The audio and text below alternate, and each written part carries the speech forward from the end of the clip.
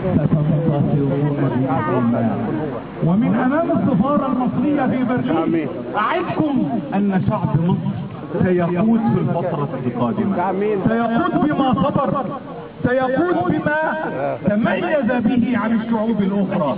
شعب صبور، شعب خلوق، شعب صاحب حضارة، وسيصنع حضارة.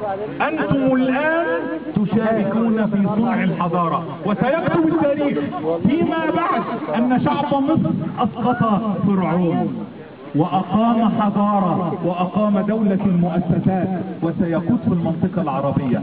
إن حيت مصر حيت الأمة العربية، وإن سقطت مصر سقطت الأمة العربية. أنعم الله علينا برئيس أستاذ دكتور يخاف الله.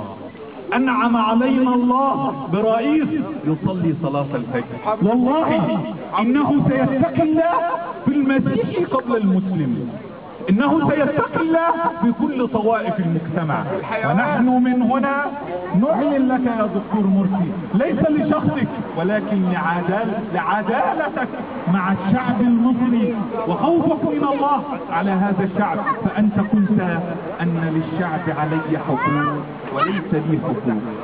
نحن نؤيدك بهذا، من هذا المنطق نحن نؤيدك أن جعلت للشعب المصري أخيرا على حقوق. بالأمس رأيت مقطع قصير لمبارك على الانترنت وهو في خطاب أمام الجمهور، سيسأله أحدهم